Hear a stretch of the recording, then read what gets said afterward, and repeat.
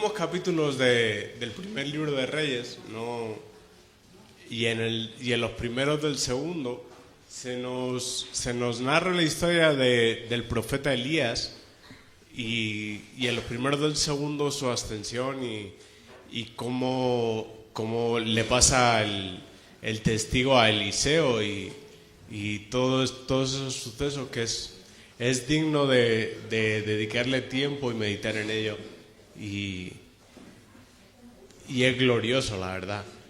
Pero cuando meditaba sobre el texto que el Señor puso en mi corazón para compartir en esta mañana, me acordaba de Eliseo y la inquietud que tenía cuando supo que su maestro, que el profeta que había estado a su cargo, por decirlo de alguna manera su jefe, él lo llama padre mío, le iba a ser quitado. Es tal la inquietud que tiene que se pega a él como una lapa y vaya donde vaya Elías, allí va Eliseo detrás. Elías va a Betel y Eliseo detrás de él. Elías va a Jericó y Eliseo detrás de él. Elías va al Jordán y Eliseo detrás de él. Y no se quería separar de él porque sabía que en cuestión de poco tiempo le iba a ser quitado. No sabía cómo, no sabía la forma, pero sabía que ya estaba la separación pronta a llegar.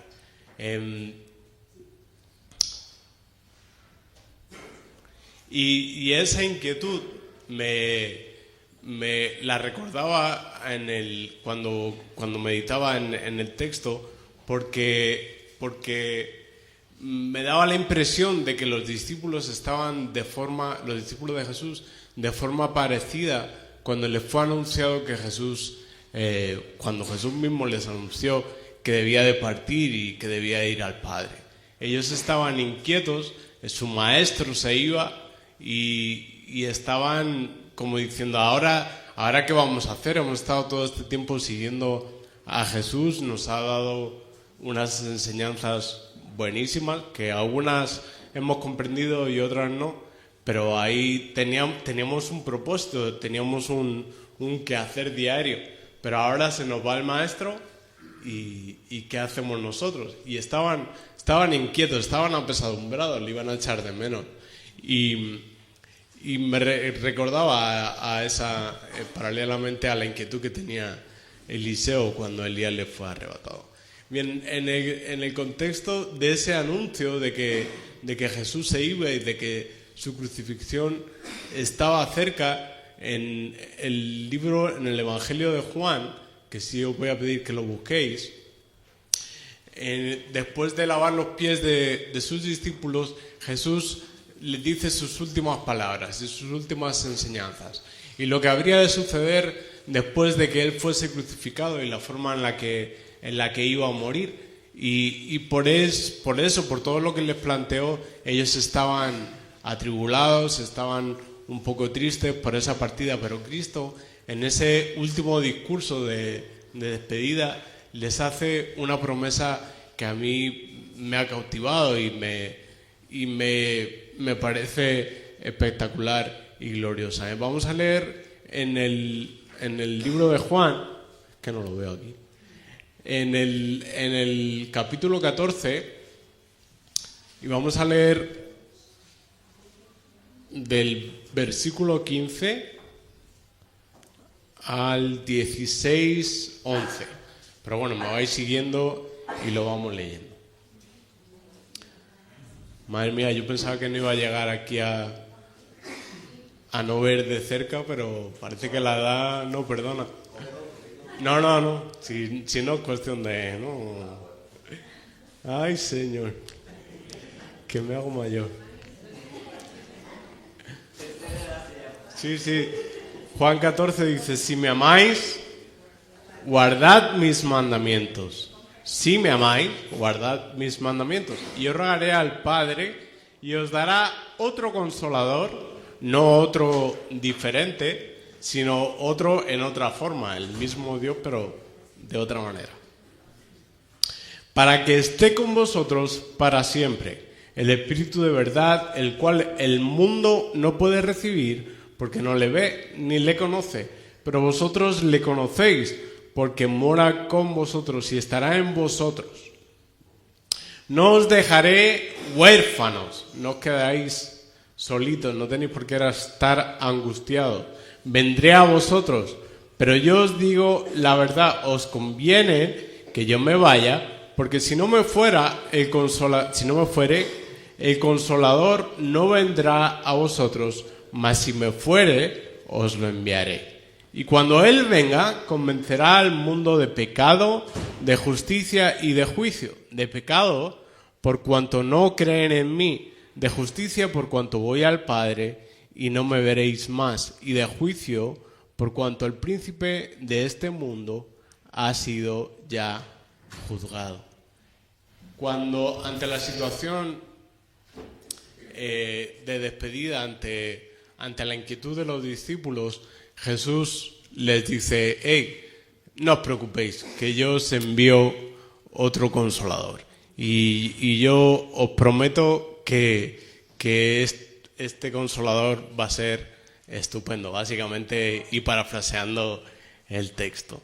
Ahora, ¿cuál es la promesa? El Espíritu Santo. Jesucristo les promete que les iba a enviar al Espíritu Santo. ¿Y en qué consiste esto? Bueno, pues la palabra utilizada por el apóstol Juan para designar al Espíritu Santo, que es traducida en la versión nuestra, la más utilizada, la Reina Valera, como Consolador, es una palabra en griego, una palabra compuesta que es parakletos. Si estáis buscando nombres para parakletos está bonito. Y es una palabra compuesta que significa para, y eso es al lado de, y kletos, llamado. Bien, parakletos en las Escrituras tiene un montón de acepciones y se traduce por varias palabras. Se traduce como consolador, animador, fortalecedor, defensor, abogado. Incluso estaba la figura del parakletos en la justicia, en los juicios. Había un parakletos que era el ayudador, y por eso también se traduce como abogado. Y de todas esas definiciones, yo me he quedado con la más simple, que arroja mucha luz a la pregunta que nos hacíamos al principio: ¿en qué consistía esa promesa? Fijaos, la definición más simple es juntar las dos cláusulas de la palabra para y kletos, y dice: es aquel que está llamado a estar al lado de alguien, y juntando con las otras definiciones, para consolar, para ayudar, para animar y para fortalecer. Él es el Consolador, y no solamente se queda ahí, sino que nos anima, nos fortalece y nos guía. Y esa es la respuesta. ¿En qué consistía la promesa? En que no nos quedábamos solos, en que Cristo iba a enviar su Espíritu Santo para fortalecernos, para ayudarnos, para guiarnos y para conducirnos hacia su verdad. ¿Por qué le hace esta promesa? Pues porque sabe que los discípulos y nosotros hoy también lo necesitamos, y no podemos hacer nada sin la ayuda divina. Cuando pensaba en el Parakletos, me venía la imagen a la mente de la Vuelta Ciclista. No sé si aquí hay algún aficionado al ciclismo. Yo solo soy aficionado porque me ayuda a conciliar el sueño en la siesta de verano. Y sí, porque son unas cosas larguísimas y siempre lo mismo, pedales. Pero al final, si os fijáis, sobre todo en las montañas, cuando están subiendo y más hacia la meta, hay un montón de gente y siempre sale algún espontáneo gritando al ciclista y animándole. A algunos les dan hasta agua, les tiran agua encima y les dan comida y tal. Y pensaba en eso como el Parakletos. De hecho, alguna vez leí que en los juegos romanos a los corredores al final de la carrera, casi en la línea de meta, había una figura que se llamaba Paracleto que se dedicaba a animar al corredor. Y pues yo lo relacionaba con estos que animan a los ciclistas. Venga, tú puedes, sigue para adelante, y le daban esa ayuda que necesita en ese momento. También pensaba cuando, no sé si lo habéis visto alguna vez, cuando los niños son pequeños y tienen las bicicletas estas con rueditas pequeñas que intentan subir los bordillos, pero no pueden subir, y el padre extiende el brazo y raca, y lo sube en un momento. Pues esa es la figura que me venía. ¿Cuál es la consecuencia de esta promesa? Que no estás solo.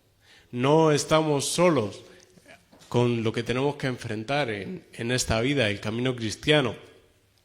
Las pruebas, las dificultades, Dios está con nosotros. Dios, a través de su Espíritu Santo, el Hijo y el Padre, en la bendita Trinidad, está morando en nuestros corazones y fortaleciéndonos y ayudándonos y guiándonos y siendo nuestro abogado y siendo nuestro defensor para seguir hacia adelante en el camino que Él ha puesto delante de nosotros. ¿Te sientes solo? ¿Te has sentido solo alguna vez? Yo creo que todos nos hemos sentido solos alguna vez. ¿Sientes que las situaciones que atraviesas son terribles y que encima no tienes a nadie a tu lado? Pues si amas a Dios, hay buenas noticias para ti. No estás solo. Si amas a Dios y cumples sus mandamientos, el Señor Jesús prometió que iba a enviar a su Espíritu Santo para estar contigo.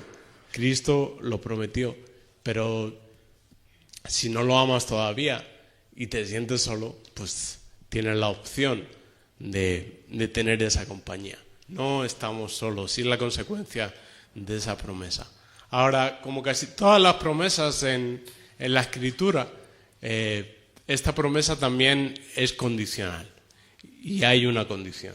En Juan 14, vamos a leer el 15 y el 16, dice, que es por los versículos que empezamos: si me amáis, guardad mis mandamientos, y yo rogaré al Padre, esa es la condición, y os dará otro consolador para que esté con vosotros para siempre. ¿Cuál es la condición? Amarle, ¿no? ¿Y cómo se demuestra que estamos cumpliendo la condición? Que estamos guardando sus mandamientos. Un poquito más para adelante, en el 14:21, dice: el que tiene mis mandamientos y los guarda, ese es el que me ama. Y el que me ama será amado por mi Padre, y yo le amaré y me manifestaré a él. ¿Cómo? A través del Espíritu Santo. Bien, ¿cuál es la condición? Amar al Señor. ¿Cuál es la prueba de que existe ese amor? Que cumplimos con su palabra, que guardamos sus mandamientos. Esto, cuando pensaba en esto, es como el efecto de la causa. Es como algo huele bien porque está limpio. Si no está limpio, no huele bien. Y lo dejo ahí, no voy a abundar más en eso. El amor verdadero se siente y se puede comprobar. ¿Y cómo demostramos que nosotros amamos al Señor? Cumpliendo sus mandamientos. Los cumplimos, y también dice en la Escritura, y estos no son gravosos porque le amamos de todo corazón y haríamos cualquier cosa por nuestro Señor. Y recuerdo cuando Adri y yo nos casamos, uno tiene sus costumbres y su forma, y eso pasa en todos los matrimonios, y sus normas y sus mandamientos, y esos mandamientos hay que ponerlos en común, y hay algunos más costosos y otros menos costosos, pero uno los acata y porque ama a su esposa, porque quiere agradarla. Por ejemplo, yo siempre he sido un poco bohemio y me gustaba quedarme hasta altas horas de la madrugada escribiendo o leyendo, y tenía como ese ritmo circadiano un poco diferente. Me acostaba de madrugada daba igual a la hora que me tuviese que levantar, porque a veces me tenía que levantar muy temprano para ir a trabajar, pero me gustaba trasnochar. Yo era de esos. Y Adri era todo lo contrario. Ella, para ella los lunes eran unos fiesteros. Se acostaba muy temprano. No sé si sabéis lo que son los lunes. Esos que cantaban. Bueno, pues ella a las 7, y su madre sigue siendo igual. A las 7 de la tarde la llamas y ya está durmiendo a veces. Y no exagero, eso es así. Pues lo fusionamos. Y yo no me acuesto, no trasnocho, y ella se queda a ver El Hormiguero. Así que hemos encontrado ese punto de unión. La cuestión es que yo sacrifico lo que me gustaba hacer, que era trasnochar, y ella sacrifica un poco de acostarse antes, y lo hacemos porque nos amamos. Y no es que sea mandamiento, pero es simplemente un ejemplo, y permitirme este símil. Ahora bien, uno no puede guardar lo que no conoce. Yo no puedo acostarme antes si no sé que a Adri le gusta acostarse antes. Y yo no puedo cumplir con los mandamientos de Dios si no conozco cuáles son los mandamientos de Dios. ¿Dónde están los mandamientos de Dios? En la palabra. Así que una muestra irrefutable de amor es que estás empeñado en estudiar su palabra porque quieres conocer sus mandamientos, porque quieres guardarlos, porque le amas. Es un círculo. Mi madre me decía de pequeño que obras son amores y no buenas razones. Y es verdad, el amor es muy bonito, pero es bastante etéreo y se demuestra con obras. Obras son amores y no buenas razones. En tu vida se puede comprobar que amas a Dios por la forma en que te comportas, porque estás cumpliendo con sus mandamientos, porque conoces su palabra, porque por lo menos tienes ganas de conocerla y de estudiarla, o no. Si tu respuesta es que no, y quieres cambiar eso, y deseas disfrutar de los beneficios del Espíritu obrando en ti, estás a tiempo. Vuélvete a Cristo, sumérgete en su palabra y pídele de su Santo Espíritu, y Él te lo va a dar. Él lo ha prometido, si eres su discípulo. Pero si tu respuesta es que sí, que amas a Cristo y que se nota, entonces alábale y regocíjate, porque los beneficios de la obra del Espíritu Santo en tu vida son evidentes y los estás experimentando. Dale gracias a Dios. Ahora, ¿cuál es esa obra que hace el Espíritu Santo que Cristo nos dejó como consolador? Bien, pues en estos versículos se nos da por lo menos el principio.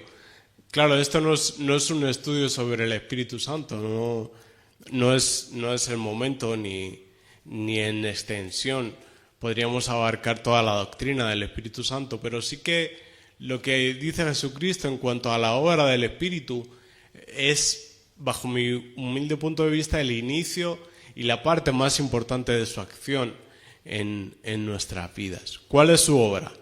Lo primero que hace cuando el Espíritu Santo viene a nuestros corazones es guiarnos a toda la verdad.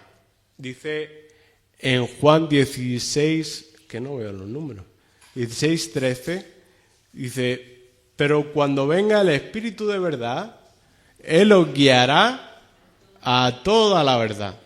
Como buen ayudador, nos guía y nos mostrará el camino a la verdad y nos fortalecerá para afrontarlo. El camino cristiano, como hemos dicho antes, no es un camino fácil, no es un camino sencillo, más bien la puerta es estrecha y angosto. El camino que lleva a salvación es un camino de renuncia, es un camino de persecución y es un camino complicado porque tiene una recompensa eterna y gloriosa, y necesitamos esa guía del Espíritu Santo. Sin el Espíritu Santo no podemos afrontar ese camino sin su fortaleza. Yo tengo en mi móvil es un poco antiguo y está un poco grave. Está ahora en el médico, por eso llamo doctor a Darío, porque está ahí intentando enderezarlo. Y tiene un GPS que es un poco libre en su actuación.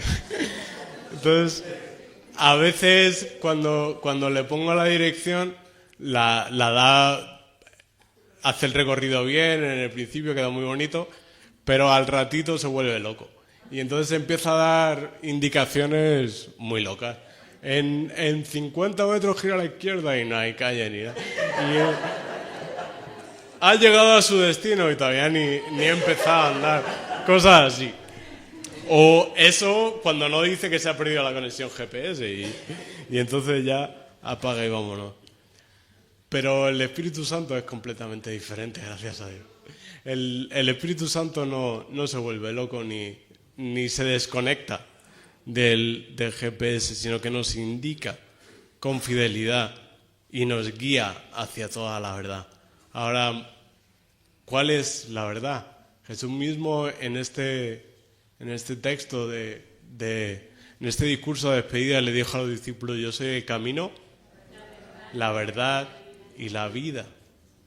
Y me pareció glorioso, otro círculo glorioso. Cristo mismo morando en nosotros, a través del Espíritu Santo, Dios mismo, nos guía hacia Él mismo, que es la verdad y la vida, y que es lo mejor que nos puede dar de sí mismo. Y esta es la primera obra del Espíritu Santo. La segunda obra es que nos convence a nosotros y por extensión a todo el mundo. Nos convenció primero si es que te ha convencido y si no, lo hará, si lo deseas.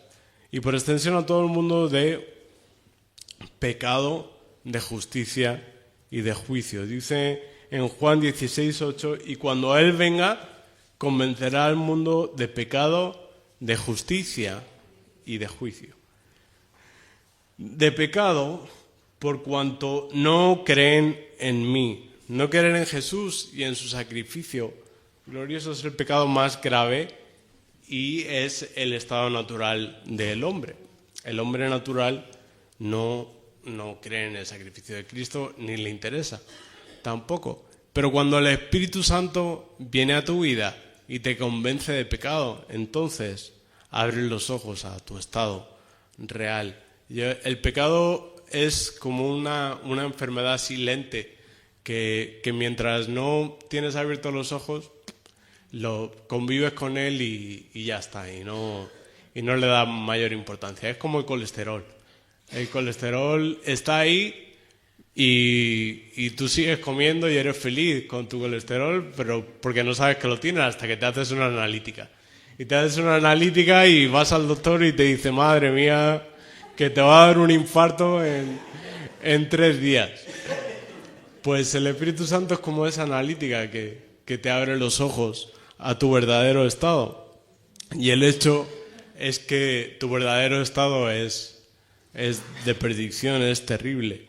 Y el hecho de que el Espíritu Santo abra tus ojos a tu estado de pecado es un acto en sí, un acto de gracia.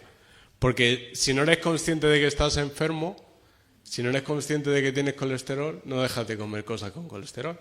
Y si no eres consciente de que estás excluido de la gloria de Dios y de la presencia de Dios, no buscas a Dios. Y eso es un acto de gracia. Pídele al Espíritu esa convicción de pecado constantemente, que no se te olvide que eres un gusano y que solo por su misericordia eres acepto y eres justificado delante de Dios. Lo segundo que hace en esta sección, en esta subsección de convencimiento, de lo que convence el Espíritu, es de justicia. Dice: de justicia, por cuanto voy al Padre y no me veréis más. El Espíritu Santo es el que nos convence de la verdadera justicia. A los ojos del mundo, la justicia divina es locura. La justicia de la cruz es una locura. Un padre reclamando justicia y dando a su propio hijo para dar su vida por una panda de pecadores. Es, a los ojos del mundo, la justicia divina es locura, pero es la única que nos limpia y nos hace aceptos delante de Dios. El Espíritu Santo nos convence de que nuestras estructuras mentales de justicia son totalmente equivocadas y de que la que prevalece es la justicia de Dios. Un ejemplo de justicia personal. Seguro que todos vosotros habéis hablado con alguien del Señor y os dice, no, pero si yo no soy pecador, si yo soy bueno, yo no hago mal a nadie, yo, hombre, alguna cosa sí que me he llevado de la oficina, pero lo que es adulterar, por ejemplo, o asesinar, yo soy un tío estupendo, saludo a todos los vecinos y vamos, y se me considera como un hombre de bien. ¿Pero qué dice la justicia divina a ese respecto? Pues que está destituido de la gloria de Dios. Esa es la justicia divina. Y ese es un ejemplo de que nuestra justicia no sirve para nada para justificarnos delante de Dios. Lo que tú pienses que está bien o que está mal con respecto a nuestro Señor no va a ninguna parte. Y es el Espíritu Santo el que te hace consciente de ello. Clamemos por esa conciencia que nos lleva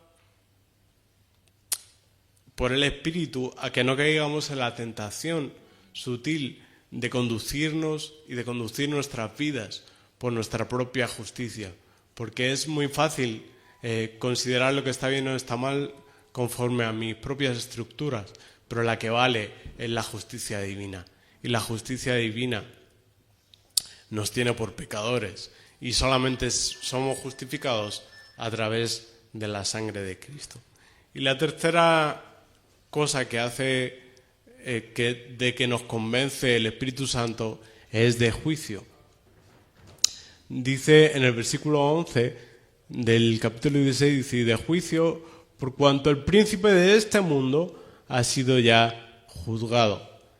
El Espíritu Santo nos convence de ese juicio y nos recuerda ese juicio al que todo ser se tendrá que enfrentar al final de los tiempos. Hay juicios anteriores, pero sobre todo hay uno del que nadie podrá escapar.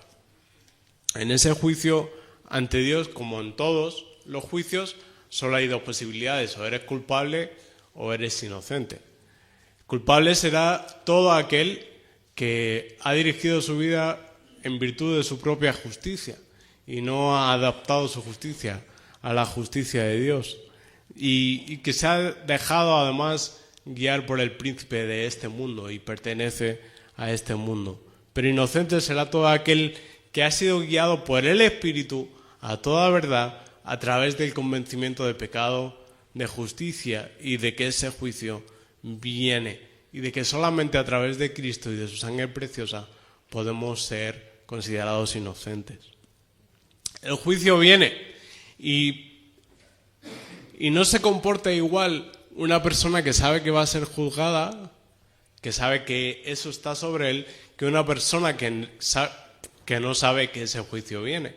Y lo que hace el Espíritu Santo es avisarnos y tenernos como en alerta de que ese juicio viene y que más nos vale estar a cuentas con Dios. Y esa ayuda es inestimable, porque sabes que todo lo que hagas y todos tus actos serán juzgados en el juicio ante Dios y ante su trono. Pidámosle al Espíritu Santo ser conscientes de la realidad de ese juicio divino y del ojo del Señor que está sobre nuestras vidas, constantemente analizando nuestros actos y nuestro comportar como cristianos y como debía de ser. Tal y como estaba de asustado Eliseo cuando supo que Elías se iba, así estaban los discípulos, estaban pues eso, diciendo, madre mía, nos han quitado el sentido de nuestra vida. Ya, ¿ahora qué vamos a hacer? Nuestro maestro se nos va y nosotros nos quedamos solos, pero Jesús les hizo una gloriosa promesa y les dijo, no vais a estar solos, vais a estar con el Espíritu Santo. Y esa promesa es increíble por todas las obras que hemos visto. La diferencia entre Jesús y Elías, que hay muchas, es básicamente que Elías no tenía la capacidad de enviar al Espíritu Santo. Si recordáis, Eliseo Elías le preguntó a Eliseo, ¿qué quieres que haga por ti antes de irme? Y Eliseo le dijo, pues que una doble porción de tu espíritu repose sobre mí. Este texto se suele malinterpretar. La doble porción era lo que le correspondía al heredero legítimo, al primogénito. Lo que le estaba pidiendo no era el doble del espíritu que él tenía, sino que él fuese el heredero del ministerio que Elías tenía. Y lo que le responde Elías fue, cosa difícil has pedido. Es decir, esto no depende de mí, depende de Dios. ¿Qué voy a hacer? Y de hecho le pone una prueba, una condición un poco, pues si me ves cuando me vaya, pues así, entonces será hecho. Pues vale, si te veo pasará. Pero sin embargo Jesús, Dios mismo, sí tenía y tiene la potestad de enviar a su Espíritu Santo para morar en nuestros corazones. Y esa es la diferencia. Si eres un discípulo de Cristo, si le amas, si manifiestas que le amas a través de tus obras y del cumplimiento de su palabra y de guardar sus mandamientos, tienes esa promesa.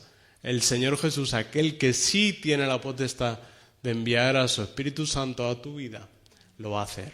Y te va a mandar a ese Consolador para que esté junto a ti, para que no estés solo, para conducirte y guiarte a toda verdad y para convencerte constantemente de pecado, de justicia y de juicio. Y esa promesa es sí y amén en nuestro Señor Jesucristo. Si amamos a Cristo, amémoslo de todo corazón. Manifestémoslo día y noche guardando su palabra y Él nos llenará con su Santo Espíritu. Y es que no me canso de decirlo una y otra vez, nos llenará con su Santo Espíritu. ¿Qué es su Santo Espíritu? Él mismo en nuestros corazones.